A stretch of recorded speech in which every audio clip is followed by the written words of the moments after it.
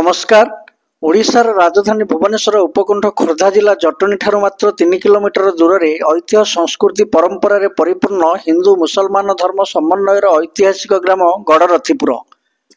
एही ग्राम रे doctor engineer प्रशासनिक अधिकारी शिल्पपति समाजसेवी आईनजीवी भली बहु प्रतिभा संपन्न व्यक्ति रहिछंती। मठ मंदिर सत्संग केन्द्र और मस्जिद भली धार्मिक अनुष्ठान ग्रामर चारिपटे घेरी रही। गजपति राजा प्रतापरुद्र देवଙ୍କ शासन समय खोर्धा मुख्यगढ़ को लगी चतुर्पार्श्व अधिक 71टी गढ़ निर्माण करा पई राजा चाहिथिले।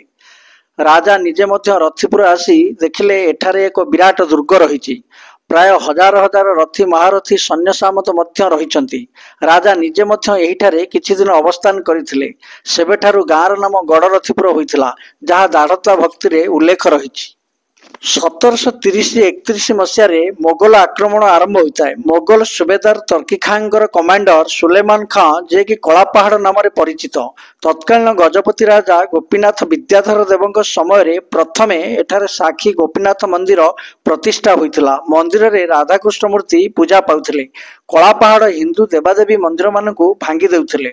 भय राजा राताराति चिलिका निकटवर्ती कंतलबाई ठारे ठाकुरंकु रखिदेले। मोगल माने मध्य एही मंदिर को भांगीदेले। सेबेठारु मंदिर भग्न अवस्था थिला। परवर्ती समय रे साक्षीगोपाल ठारे ठाकुर रही पूजा पाउछंती। ग्रामवासी सहयोग में मंदिर पुनरुद्धार करा जाई 2022 मसीहा मार्च 9 तारिख रे तत्कालीन ओडिशार राज्यपाल महामहिम गणेश लाल जी पौरोहित्य रे मंदिर प्रतिष्ठा होई सेबेठारु मंदिरर समस्त रीतिनीति पालन करा जाउछि।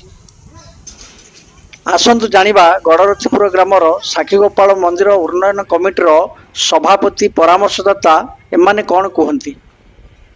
परिचय मो ना हटकिशोर प्रधान, घर रथीपुर साक्षीगोपाल मंदिर सभापति। यार ऐतिह्य पाखापाखि 1600 मसीहार मंदिर अटे। आम इतिहास पढ़ीचु। ये ग्राम हूँ बहुत पुरातन, हजार हजार वर्ष पुरातन ग्राम ये गड़रथीपुर। ये ठारे जो राजा गढ़ थिला से समय मंदिरटी 1600 मसीहा अनुमान 1600 ख्रीष्टाब्द मंदिरटी गढ़ी उठिला। 1732 में कलापहाड़ जो तकी खां सुलेमान तकी खां जो तकी खां जी थिले सेनापति कलापहाड़ से ए मंदिर को ध्वंस विध्वंस करते। से समय 1732 मसीह राजा लुकायित भाव ठाकुर को लेकिन कंतल चिलिका कंतल स्थापन करते।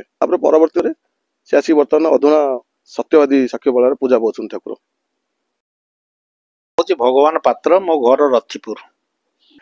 किंबदंती अनुसार महाराज गजपति पुरुषोत्तम देव जिते कांची विजय कले से राधाकृष्ण प्रतिमा को नहीं आसिक श्रीमंदिर हता भितर प्रतिष्ठा करथिले।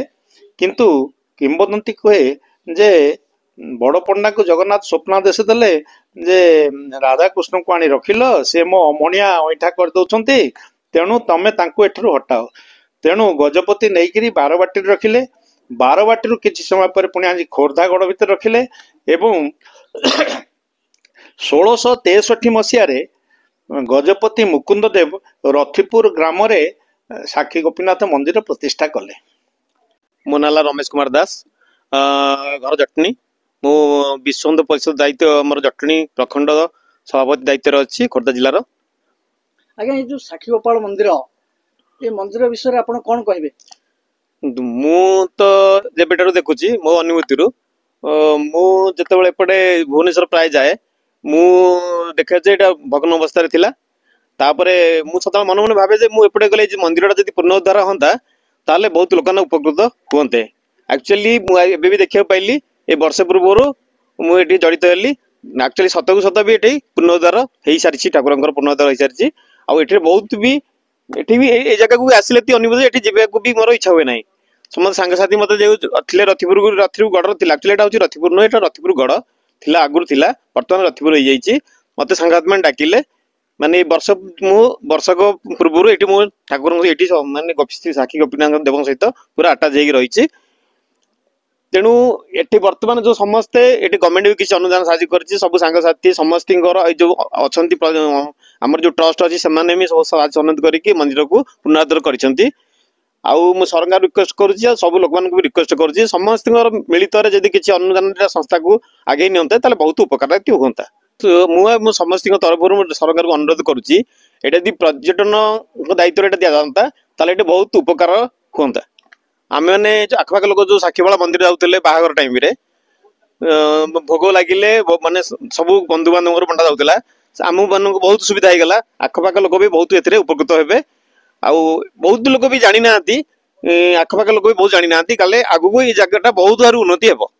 जेतले मंदिर प्रतिष्ठा सरी जाइतिला तापरे आमे पाखगडा सब जंगल होइतला सब झाटी मुटी थिला ताको सफा करतो जेसीबी लगा द्वारा यही जगह जो बर्तमान जो जगह बसीचे से जगह हम बसिया पछपटे आम शिवलिंग अच्छा जे जेसीबी बकेट बाजिकी गोटे पत्थर बाजिला आम देखला गोटे शिवलिंग आकृत जिनस बाहर तापर खोली चारिपट सफा हाथ में सफा कलु देख शिव मंदिर बाहर शिव लिंग बाहर ये आम निश्चित कलु जेहेतु ये विष्णु थे ये राजा से समय शिव मंदिर प्रतिष्ठा करते तेणुकर आम या पुनरुद्धार पुणी या मंदिर टी गत 8 मास है मंदिर टी आरंभ करी एवं बर्तमान शेष अवस्था आसलानी मार्च मसरे जिते आमर प्रतिष्ठा दिवस मंदिर कर से समय एक संगे आम शिव मंदिर प्रतिष्ठा करूँ जेहेतु ये गुप्तर थे ना समस्त ग्रामवासी कमिटी बसिक गुप्तेश्वर बोली नाम दे बोली एटा फाइनाल करा जाए ना यही नाम बोली नामित करा जाए बोले समस्त अनुमति ये कर मत प्रकाश कर आम कह गले मंदिर बर्तमान 2 वर्ष है मत मंदिर मत सभापति दायित्व देते मुझे गाँव पुओ मुझे जानी देखी प्रथम तो मु बहुत लोग आ भितर स्वर्गारोहण कर सारे भगवान को प्राप्ति होती किसी लोग अच्छा मु प्रथम व्यक्ति आपको कही जे मंदिर आरंभ करी बर्तमान ये जगह पहुंचे सी होती प्रताप चंद्र सामुद्राय एवं सहित आम गाँव में अच्छा कैलाश चंद्र मार्था स्वप्नेश्वर पाइकराय एवं भुजबल मार्था विकारचरण मार्था पूर्णचंद्र मार्था एवं आमर रघुनाथ जेना जी आम रिटायरमेंट बैंक मैनेजर अच्छा बर्तमान भुवनेश्वर रोचे पूर्ण सहयोग प्रफुल्ल चंद्र जेना भगवान पात्र नेत्रांद्र जेना एवं डॉक्टर लिंगराज प्रधान एवं शत्रुघ्न पाइकराय गणेश पाइकराय कैलाश प्रधान एवं आमर अच्छा रामचंद्र जेना एवं